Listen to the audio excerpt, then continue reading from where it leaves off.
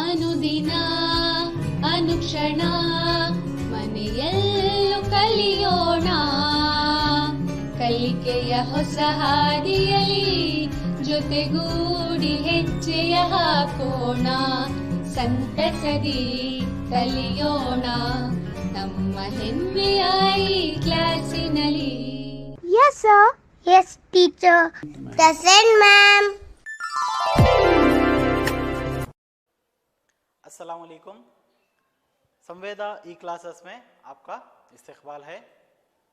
मैं सैयद आसिफ मुहिउद्दीन माउन मौलिम सरकारी उर्दू आला इब्तिदाई मदरसा मानवी ज़िला रायचूर आप तमाम का इस्तकबाल खैर मकदम करता हूँ। आइए हम आज हमारे जमात शशुम के मजमून साइंस के एक यूनिट पौधों की शनासाई का चौथा हिस्सा पढ़ेंगे।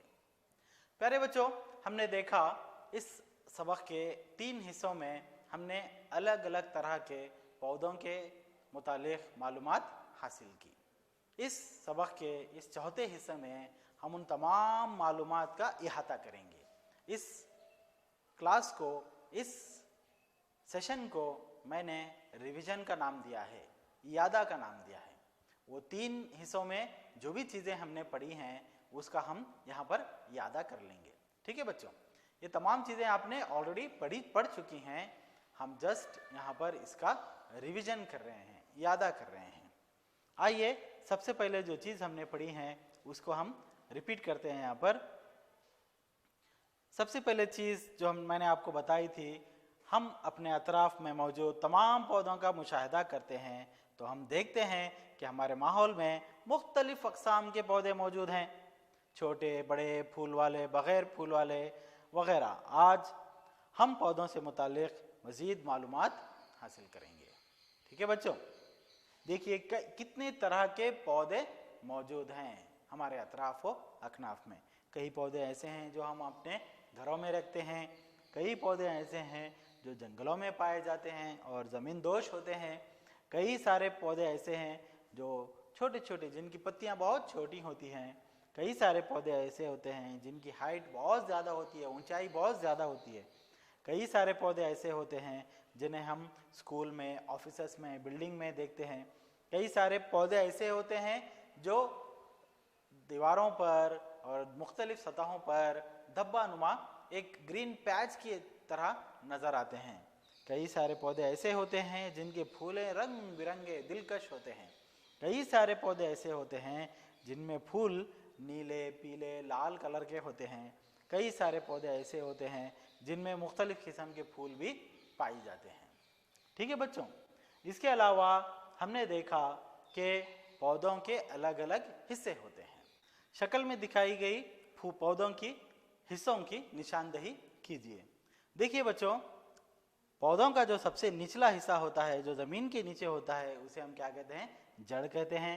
जड़ से ऊपर इसका तना होता है, तने को लगे हुए पत्तियां होती हैं और पत्तियों को लगे हुए पत्तियों के साथ साथ हमें तने को लगे हुए फूल और फल भी नजर आते हैं, है ना बच्चों?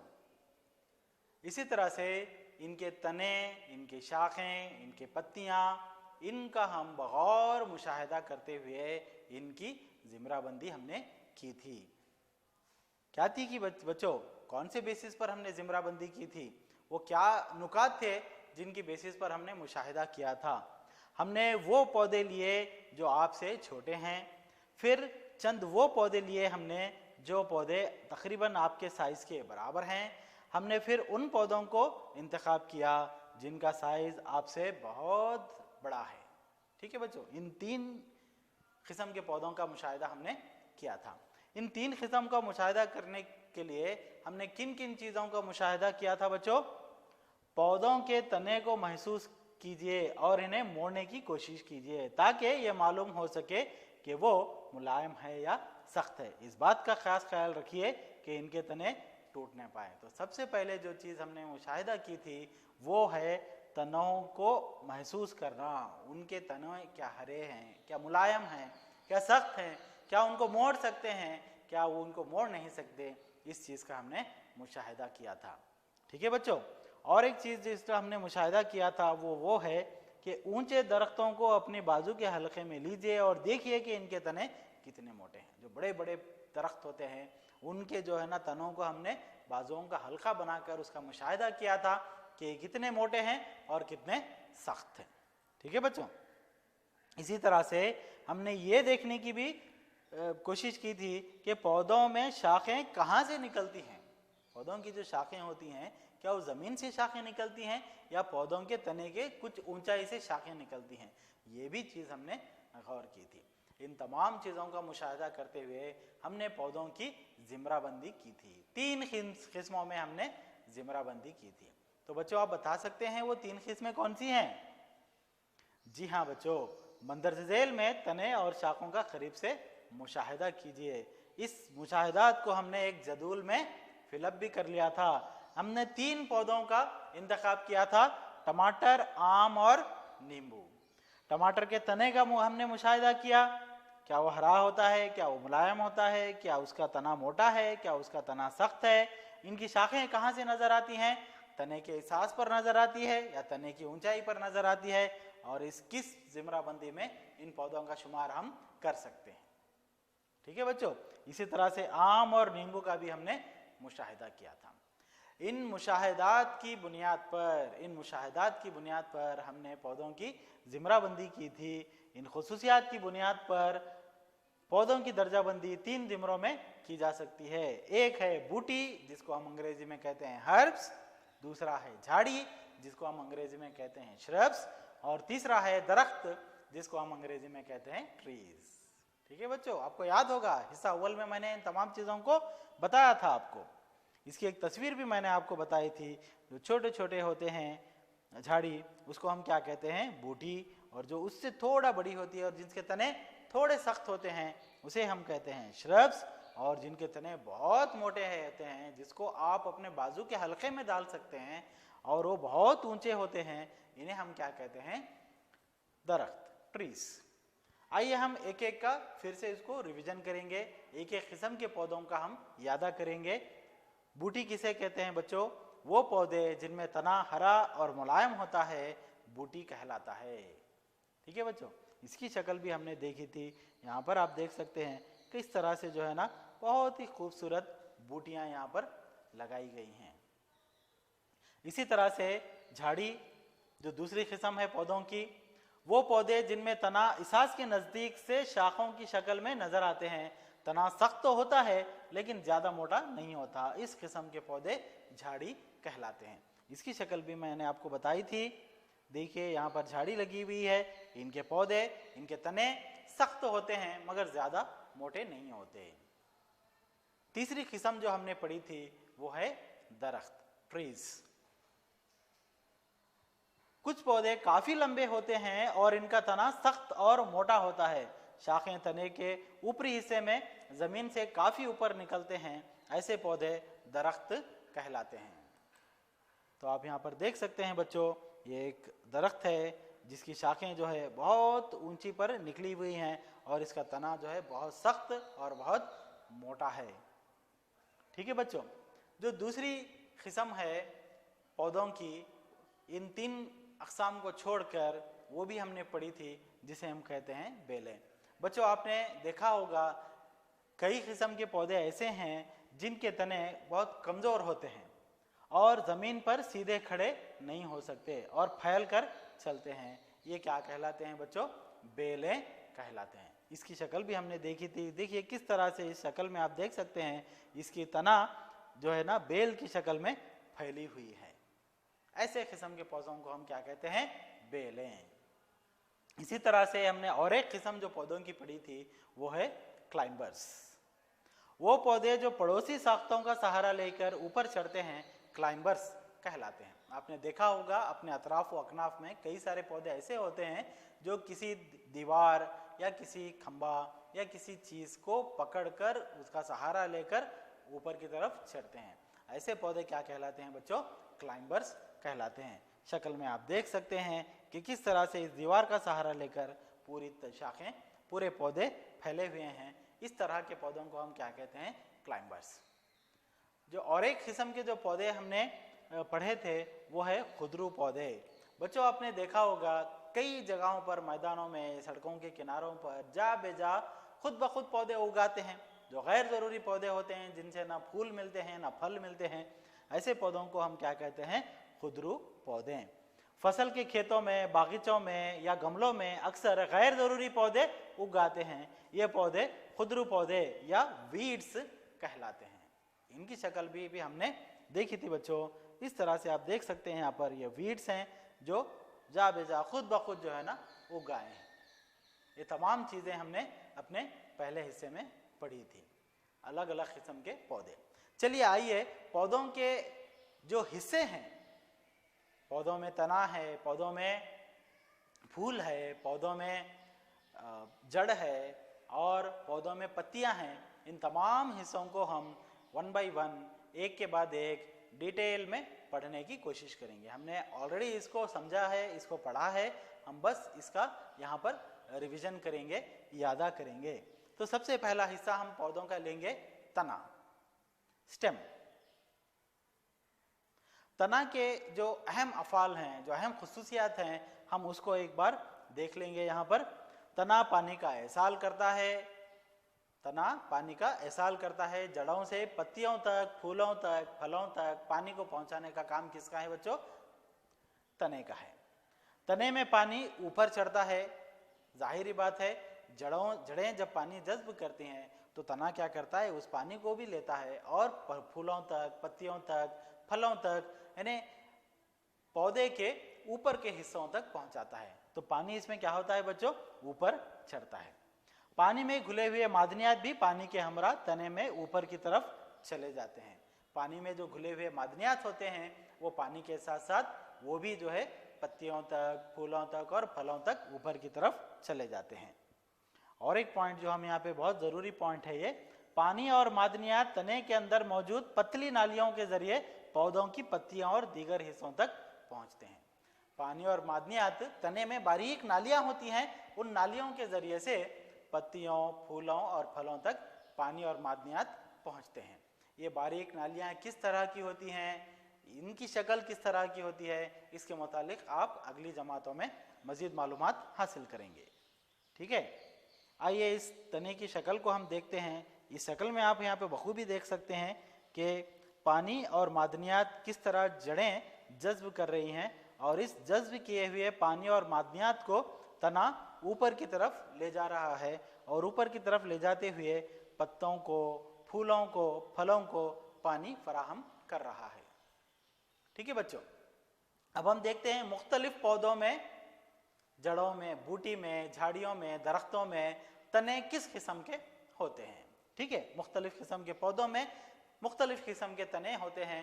आइए हम देखते हैं बूटी में तना किस तरह का होता है। इस शक्ल में आप देख सकते हैं बूटी का तना बहुत ही मुलायम होता है और इसकी शाखें इसकी सांस से निकलना शुरू हो जाती हैं। तो इस पॉइंट को आप नोट कर सकते हैं, बूटी में तना हरा और मुलायम होता है। और दूसरा पॉइंट, बूटी में शाखें जो है कहाँ से निकलती हैं बच्चों? बूटी में तने की शाखें तने की सांस पर नजर आती हैं। तो आप यहाँ पर देख सकते हैं इसकी तमाम शाखें जो है इसकी सांस पर ही में नजर आ रही हैं। ठीक है बच्चों, अब हम देखते हैं झाड़ी का तना। झाड़ी का तना किस तरह होता है। ठीक है, झाड़ी का तना जैसे कि हमने एक्टिविटीज में देखा, झाड़ी का तना मोटा होता है और सख्त होता है। दरख्त के मुकाबिल में ये इतना मोटा भी नहीं होता, मगर बूटी के मुकाबिल ये थोड़ा मोटा होता है और सख्त होता है। आप इस शक्ल में देख सकते हैं। और एक बात जो झाड़ी के तना के मुतालिक आपको देखनी है वो क्या है?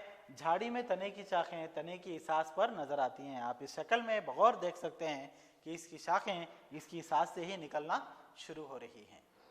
ठीक है बच्चों, आइए हम दरख्त के तने का मुशाहिदा करते हैं। आप यहाँ पर देख सकते हैं दरख्त के तने भारी भरकम एकदम मोटे और चौड़े होते हैं। आप इस शक्ल में देख सकते हैं दरख्तों में तना मोटा और सख्त होता है और दरख्तों के तने जो होते हैं उनकी शाखें दरख्तों की ऊंचाई से निकलना शुरू होती हैं। आप इस शक्ल में देख सकते हैं बच्चों, दरख्तों में तने की शाखें तने की ऊंचाई पर नजर आती हैं।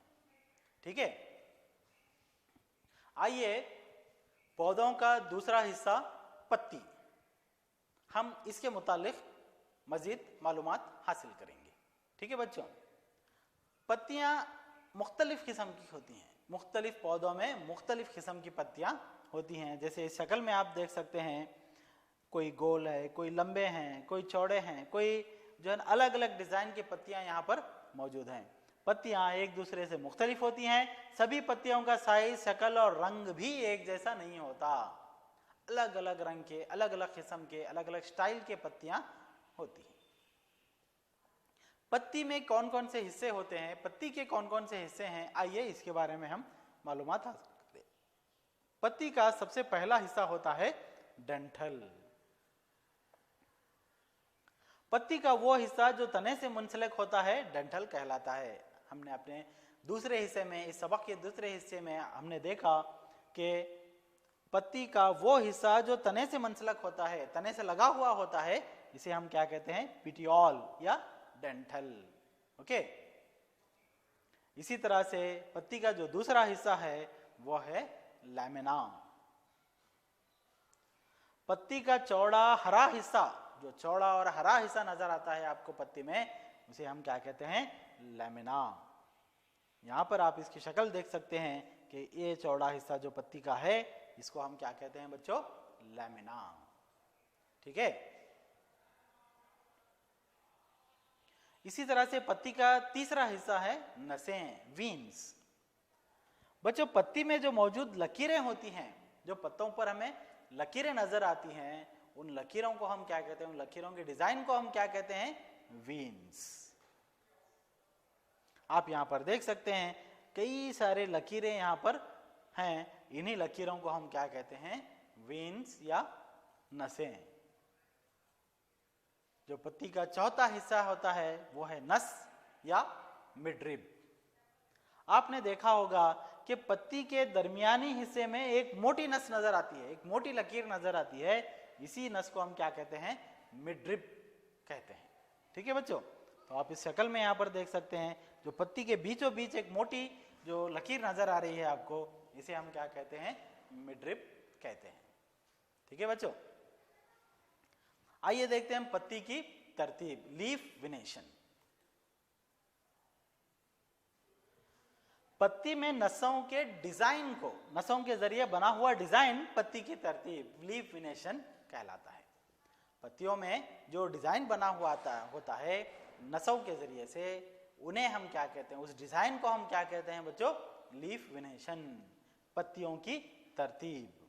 ठीक है बच्चों, तो अब यहाँ पर शक्ल में देख सकते हैं कि किस तरह से खूबसूरत डिजाइन बने हुए हैं।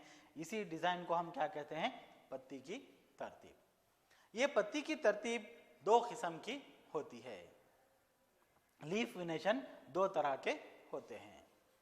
ठीक है बच्चों, नंबर एक जालीदार तरतीब, जिसे हम कहते हैं रेटिकुलेट विनेशन, और नंबर दो मुतवाजी तरतीब, जिसे हम कहते हैं पैरेलल विनेशन। इसकी शक्ल भी हम यहां पर देख लेते हैं बच्चों।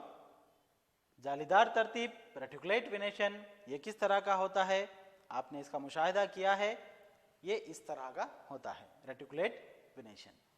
पैरेलल विनेशन कैसा होता है, मुतवाजी तरतीब कैसी होती है, तो आप यहां पर इसका मुशाहिदा कर सकते हैं बच्चों। ये शक्ल है पैरेलल विनेशन की। ठीक है बच्चों, पत्ती की तरतीब, इसमें एक है रेटिकुलेट विनेशन, जालीदार तरतीब। इसकी तारीफ भी हम देख लेंगे यहाँ पर। अगर पत्ती की तरतीब का डिजाइन नस के दोनों तरफ जाल की शक्ल में हो तो ये जालीदार तरतीब कहलाती है। जो मिडरिब होती है उसके दोनों तरफ अगर इस जाल की शक्ल में हो तो इसे हम क्या कहते हैं, जालीदार तरतीब कहते हैं। इसी तरह से पैरेलल विनेशन किसे कहते हैं, मुतवाजी तरतीब किसे कहते हैं। अगर पत्ती की तरतीब का डिजाइन नस के दोनों तरफ एक दूसरे से मुतवाजी हो तो यह मुतवाजी तरतीब कहलाती है। ठीक है बच्चों, तो आप इस शक्ल में देख सकते हैं कि पत्ती का डिजाइन, पत्ती की नसें एक दूसरे से मुतवाजी हैं। ठीक है, आइए हम देखते हैं कि पत्तियों के अफाल क्या क्या हैं। पत्तियों के दो अमल या दो अफाल हमने बगौर मुताल्ला किया था। सबसे पहला है अमल सरियां, ट्रांसपिरेशन।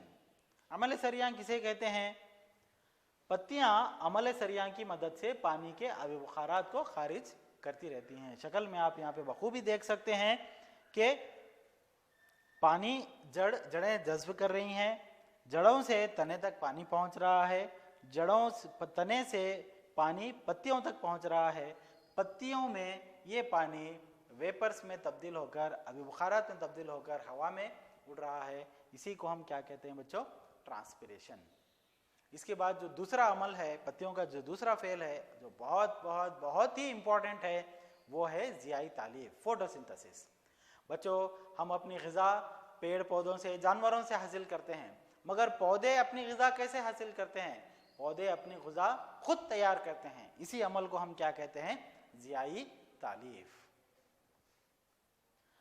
हरी पत्तियां सूरज की रोशनी में पानी और कार्बन डाइऑक्साइड का इस्तेमाल करके अपनी ग़िज़ा तैयार करती हैं। इस अमल को ज़ियाई तालीफ, फोटोसिंथेसिस कहते हैं। तो आप इस डेफिनेशन में देख सकते हैं बच्चों, पत्तियां सूरज की रोशनी, पानी और कार्बन डाइऑक्साइड, 3 चीज़ों की बेहद ज़रूरत है पत्तियों को अपनी ग़िज़ा तैयार करने के लिए।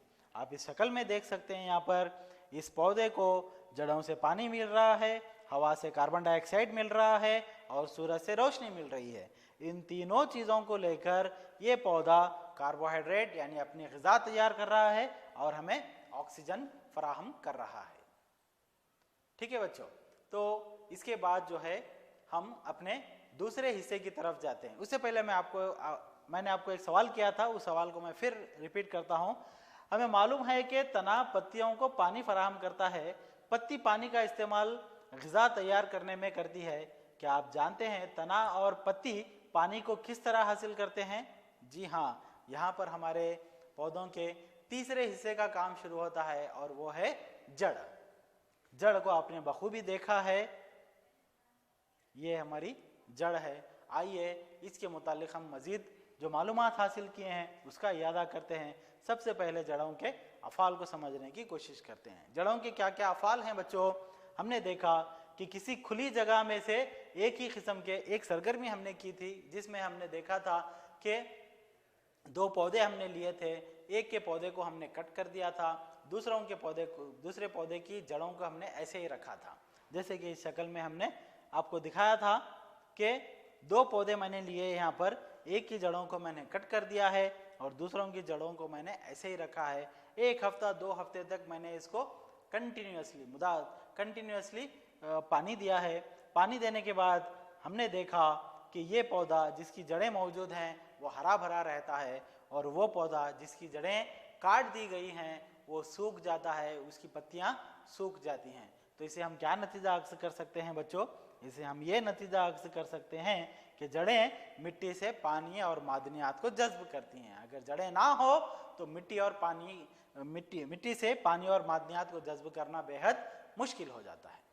ठीक है बच्चों, इसी तरह से जड़ों का एक और बहुत अच्छा अमल है। वो क्या है? जड़ें पौधों को मिट्टी में मजबूती के साथ खड़े रहने में मदद करती हैं।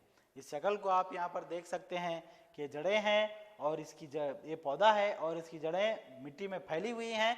इसकी जड़ें फैलने की वजह से उसको मजबूती मिल रही है। अगर इसकी जड़ें ना हो तो ये पौधों को मजबूती नहीं मिल सकती। ठीक है बच्चों, आइए हम जड़ों की किस्मों पर भी एक नज़र डालते हैं। इसके लिए भी हमने एक एक्टिविटी की थी। इस सरगर्मी के नतीजे में हमने क्या अक्स किया था कि जड़ें 2 किस्म की होती हैं, एक होता है असल जड़ और दूसरा होता है रेशी जड़ें। आप इस शक्ल में देख सकते हैं, यहाँ पर एक इसकी जड़ सीधी यहाँ पे निकली हुई है। इस तरह की जड़ों को हम क्या कहते हैं? असल जड़ कहते हैं। और जो जड़ रेशे बन के बाहर निकली हुई हैं इसको हम क्या कहते हैं? फाइब्रस रूट या रेशी जड़ें। इसकी अलग से फिर एक शक्ल मैं आपको बताना चाहता हूँ। देखिए यहाँ पर इसको हम टैप रूट कहते हैं। एक ही जड़ जो है सीधी निकली हुई है और उसकी शाखें बनी हुई हैं। और दूसरी जगह पर हम देखते हैं कि ये तने से पूरी जड़ें निकली हुई हैं। इसको हम क्या कहते हैं? रेशी जड़ें कहते हैं। ठीक है बच्चों, जड़ की किस्म और पत्तियों की तरतीब के आपस में ताल्लुक को भी हमने पढ़ा था। हमने ये देखा था कि जिन पौधों की पत्तियों में जालीदार तरतीब होती है इनमें असल जड़ पाई जाती है। तो आपने देखा था कि पौधे हैं और इनकी विनेशन जालीदार तरतीब है इनकी पत्तियों की तरतीब जालीदार है और इनकी जड़ें कैसी हैं, असल जड़ें हैं। तो इसी तरह से हमने देखा कि वो पौधे जिनकी पत्तियों में मुतवाज़ी तरतीब पाई जाती है, इनकी जड़ें रेशी जड़ें होती हैं। तो आप यहाँ पर देख सकते हैं कि मुतवाज़ी तरतीब वाले पत्तियाँ हैं और इनकी जड़ें रेशी जड़ें हैं। ठीक है बच्चों, जड़ों को हम ग़िज़ा के तौर पर भी इस्तेमाल करते हैं। जैसे आप इस शक्ल में देख सकते हैं, शलजम है, गाजर है, मूली है, शकरकंद है, ऐसे कई मुतअद्दिद ग़िज़ाएँ हैं जो हैं तो जड़ें हैं मगर हम इन्हें ग़िज़ा के तौर पर इस्तेमाल करते हैं। ठीक है बच्चों, आइए हम पौधों के आखिरी हिस्से यानी फूल की तरफ अपनी नज़र दौड़ाते हैं। फूल के अलग अलग हिस्सों के बारे में मैंने आपको बताया था। फूल का सबसे पहला हिस्सा होता है कलगी। कलगी से नीचे जो हिस्सा है उसे हम कहते हैं स्टाइल, और ये सबसे मोटा वाला हिस्सा जो उभरा हुआ हिस्सा है वो है बैजादान। इन तीनों को हम कलेक्टिवली क्या नाम देंगे बच्चों, मादगीन। इसी तरह से इसका जो तागानुमा जो शक्ल आपको नज़र आ रही है उसे हम कहते हैं जरदान, और जो इसका तागा है उसे हम कहते हैं फिलामेंट। इन दोनों को हम मिलाकर कहेंगे स्टैमिन या जर्रेशे। और फूलों का सबसे खुशनुमा हिस्सा, सबसे दिलकश हिस्सा जो होता है वो होता है पंखुड़ियाँ, और जो इनकी हिफाजत करता है पंखुड़ियों की वो हिस्सा होता है अंखड़ियाँ। इन फूलों के एक एक हिस्सों को भी हमने डिटेल से मुशाहिदा किया था, डिटेल से इसको पढ़ा था। फूलों के हिस्सों को हमने पढ़ा था, चलिए उसका भी एक यादा कर लेते हैं। सबसे पहला पेटल्स, खिले हुए फूल के हिस्सों को हम पंखुड़ियाँ कहते हैं, पेटल्स कहते हैं। इसी तरह से हमने पढ़ा था कि किसी बंद कली में छोटी छोटी पत्ती नुमा शक्लें जो होती हैं उसे कहते हैं पेटल्स कहते हैं। इसकी शक्ल का भी हमने मुशाहिदा किया था। इसी तरह से फूलों में अंखुड़ियाँ और पंखुड़ियों की खुसूसियात को भी हमने देखा था। हमने ये देखा था कि मुख्तलिफ फूलों में मुख्तलिफ रंगों की पंखुड़ियाँ पाई जाती हैं और अंखुड़ियाँ और पंखुड़ियों का रंग भी मुख्तलिफ हो सकता है। इसी तरह से फूल का तीसरा हिस्सा यानी जर्रेशे, जर्रेशे फूलदार पौधों का एक नर तौलीदी हिस्सा है, इसको भी हमने देखा था। इसके हिस्सों को भी जो है ना हमने बखूबी पढ़ा था। यह है एंथर, और इसका जो तागानुमा शक्ल है इसको हम कहते हैं फिलामेंट, और इन दोनों को मिलाकर हम कहते हैं एंथर जरदान यानी एंथर फिलामेंट, और इन दोनों को मिलाकर हम इसे कहते हैं जर्रेशे या स्टैमिन। आइए इसकी और एक शक्ल जो है मैं आपको बताना चाहता हूं। जर्रेशे के दो हिस्से एंथर और फिलामेंट। इसी तरह से आखिरी हिस्सा जो पौधों का है वो है मादगीन है। पौधों का सबसे अंदर वाला हिस्सा मादगीन कहलाता है। ये फूलदार फूलों का मादी तौलीदी अज़ू है। इसके भी तीन हिस्से हैं, एक होता है कलगी, दूसरा होता है स्टाइल और तीसरा होता है बैजदान। इन तीनों को मिलाकर हम कहते हैं मादगीन। इन तीनों की शक्ल आपको फिर से मैं यहाँ पर दिखाना चाहता हूँ। मादगीन के तीन हिस्से होते हैं, एक होता है कलगी और दूसरा होता है स्टाइल और तीसरा होता है बैजदान। इन तीनों को मिलाकर हम कहते हैं मादगीन। जैसा कि हमने देखा कि बैजदान को भी हमने डिटेल से पढ़ा था। बैजदान ये बहुत इंपॉर्टेंट हिस्सा है फूल का। ये मादगीन का सबसे निचला और फुला हुआ हिस्सा होता है। बैजदान के अंदर मोती जैसी छोटी छोटी बारीक साख्तें होती हैं जिसे हम बैजैक या ओव्यूल्स कहते हैं। आपको यहाँ पर तस्वीर में नजर आ रहा है कि बैजादान के अंदर एक जो छोटी छोटी शाखें नजर आ रही हैं उसे हम बैजक कहते हैं।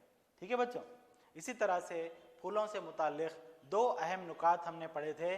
सबसे पहला नुक्ता था कि फूलों की साख्त हमेशा एक जैसी नहीं होती। कई तरह के अलग अलग फूल होते हैं, कई तरह के रंगों के फूल होते हैं जिसमें कई तरह के पंखुड़ियाँ, अंकुड़ियाँ, बैजादान होते हैं। और दूसरी पॉइंट जो हमने नोट किया था, बाज़ औक़ात इनमें से कुछ हिस्से गैर मौजूद भी होते हैं। कई फूल ऐसे हैं जिसमें बैजादान नहीं होता, कई फूल ऐसे हैं जिसमें जर्रेशे नहीं होते, कई फूल ऐसे हैं जिसमें पंखुड़ियाँ नहीं होती। और एक बात जो हमने नोट की थी, हमने पत्तियों, फूलों, तनों, जड़ों और तनों के बारे में मुख्तलिफ मालूमात हासिल की, मगर हमने फूलों के अफ़ाल के बारे में कुछ नहीं जाना। इसके बारे में आप हायर क्लासेस के में पढ़ेंगे। 7वीं जमात में आप फूलों के अफ़ाल के मुतालिक भी मज़ीद मालूमात हासिल करेंगे।